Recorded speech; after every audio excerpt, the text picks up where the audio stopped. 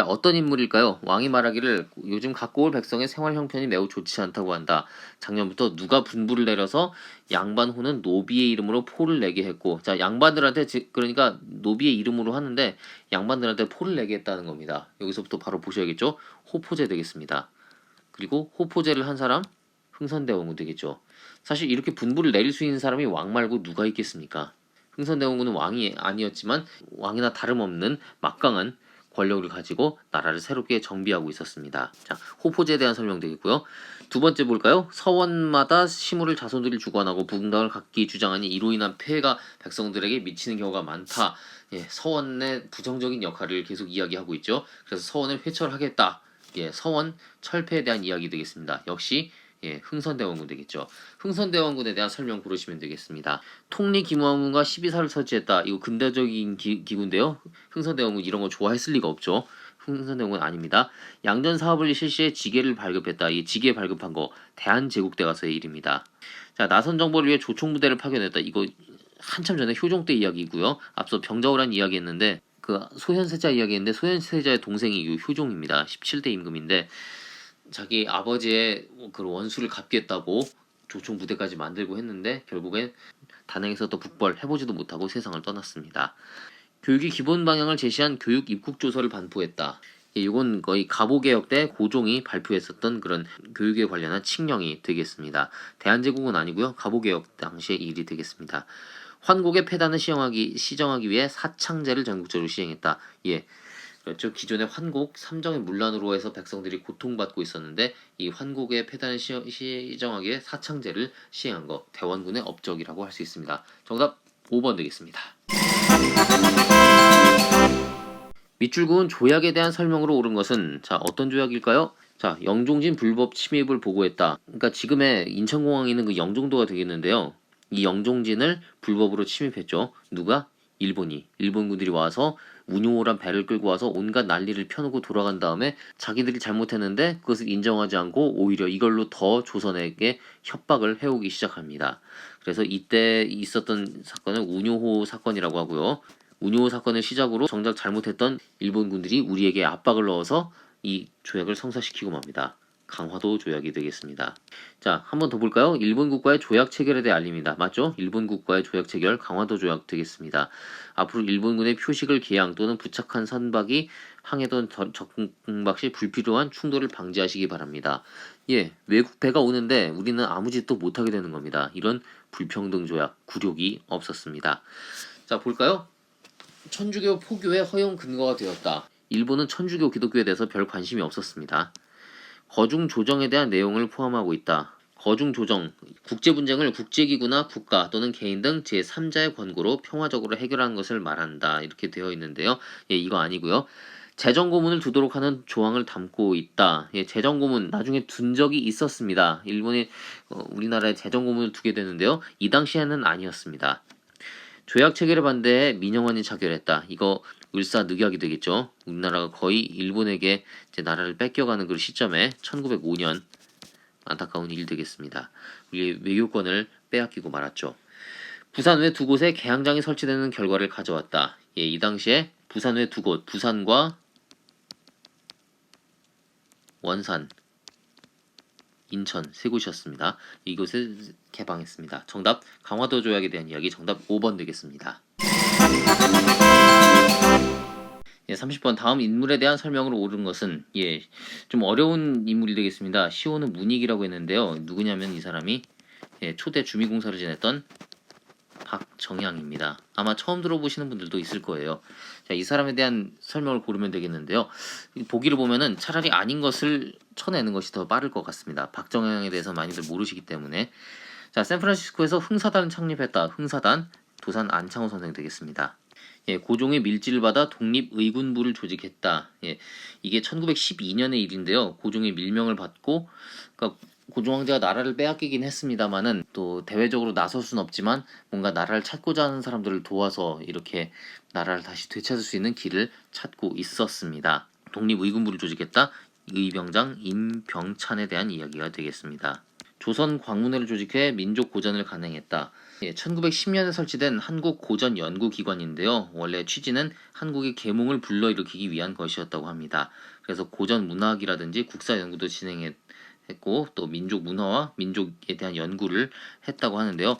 예, 6당 최남선이 창립을 했습니다. 안타깝게도 최남선은 대표적인 친일파가 돼버리고 말았죠. 예, 13도 창의군을 결성했다. 예, 의병장 이인영이 되겠습니다. 독립협회의 제안을 받아들여 중추원 관제 개편을 추진했다. 예, 독립협회의 제안을 받아들여서 많은 그런 활동을 했었죠. 박정향에 대한 설명되겠습니다. 정답 5번입니다. 곽기락 뭐 처음 들어보시는 분들도 있을 텐데 곽기락이 어떤 사람인지를 알면은 이 문제를 좀 더 쉽게 접근할 수 있습니다. 이 내용을 볼게요. 자, 우리 조정은 정학을 숭상하고 이단을 물리쳐서 만백성을 바르게 이끌어 오늘에 이르렀습니다. 자, 첫 문장만 보더라도 알 수 있습니다. 우리가 기존에 떠받들던 성리학은 정학이고 이단, 이건 서양의 학문이 되겠죠. 이런 것들을 물리쳤다고 하는데요. 자, 이런 말을 쓰는 걸로만 봤을 때 벌써 위정 척사 사상을 가진 인물이라는 것을 알 수 있습니다. 자, 황준원의 책자 조선 책략이 되겠죠. 조선 책략에서 우리나라는 러시아의 남하를 막기 위해 중국과 친하고 일본과 손잡으며 또 미국과도 연계해야 된다라는 친중국 결일본 연미방이라는 그런 문구가 있었는데요. 이 황준환의 조선 책략 때문에 전국의 위정척사 운동이 크게 들끓게 됐죠. 그 그림이 바른가 바르지 못한가, 뭐 좋은가 나쁜가에 대해서 신은 진실로 모르지만, 자, 여기서부터 조금 이상합니다. 위정척사라면은 당연히 이 황준환에 대해서 이 황준환 죽일 놈 뭐 하면서 막 이렇게 욕을 해야 되는데 그렇지가 않아요.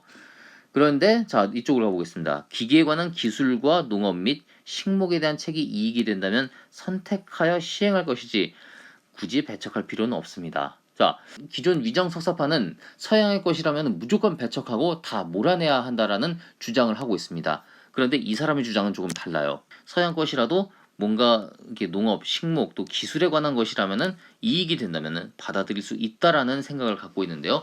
이 위정척사를 기본적으로 위정척사 사상을 깔고 있지만 필요에 따라서는 서양의 기술을 도입할 수 있다. 바로 동도서기론 되겠습니다. 동도서기론의 대표적인 주자가 바로 이 곽기락이 되겠습니다. 자, 다음 상소가 올려진 이후에 사실로 옳은 것은 이것이 받아들여져서 이제 우리나라에서도 조금씩 서양의 기술들을 이렇게 받아들이기 시작하는데요.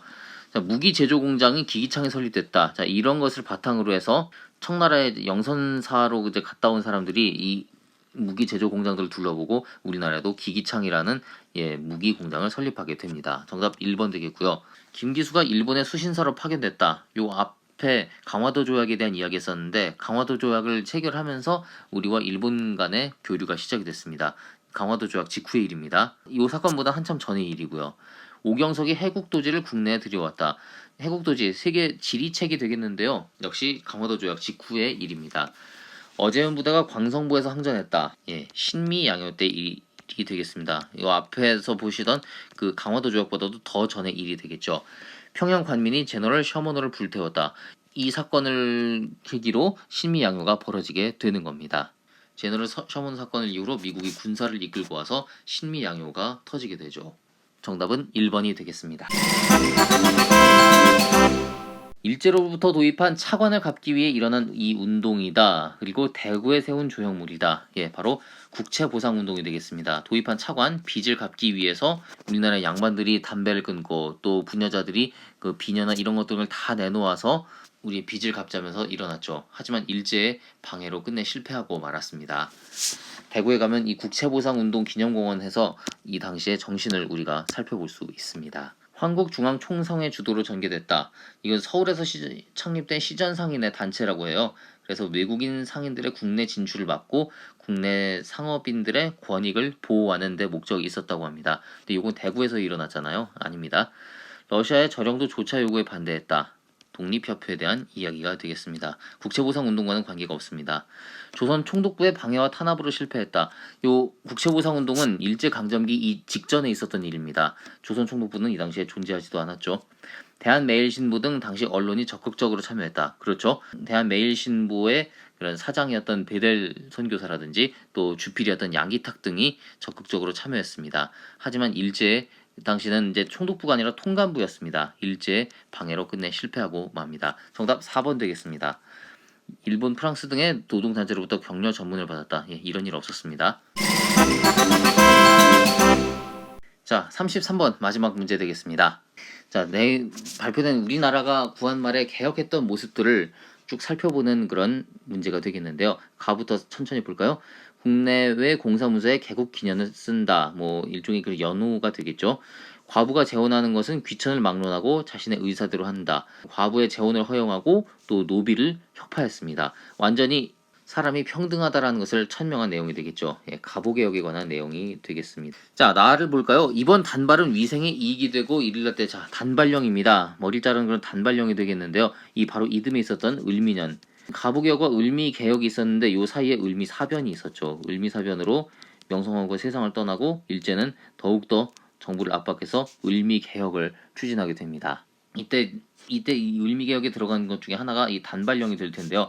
이 단발령으로 그러잖아도 일본의 손에 국모를 잃었던 백성들의 가슴에 정말 불을 지폈습니다. 단발령 때문에 결국 전국에서 의병이 일어나게 되죠. 이때를 가리켜서 또 을미의병이라고도 부릅니다. 어쨌든 가보년 그 이듬해 있었던 을미개혁이 되겠습니다. 자, 다음 보겠습니다. 원수부는 국방과 용병에, 이거 내용 몰라도요. 2조 볼까요? 대원수 폐하가 원수 전하를 경유해 하달한다. 대원수 폐하 나온 게 이 고종 황제를 폐하라고 부르는 거, 고종이 황제가 됐다는 것을 의미하는 것이고요. 이때는 대한제국이라는 것을 알 수가 있습니다. 왕궁이 아니고 황궁이라고 하죠. 예, 황궁, 대한제국 때 고종이 황제에 오른 이후가 되겠습니다. 자, 순서 가나다 정답 1번 되겠습니다. 자, 이렇게 한국사 능력검정시험 제48회 1번부터 33번까지 일제강점기 이전까지를 쭉 살펴봤는데요. 지난번 시험보다는 좀 어렵다는 것이 중론이었습니다. 하지만 앞으로의 한국사 능력검정시험 심화 이 정도 수준에서 계속 출제된다는 것을 생각을 하고 또 이렇게 준비를 해주시면 되겠습니다.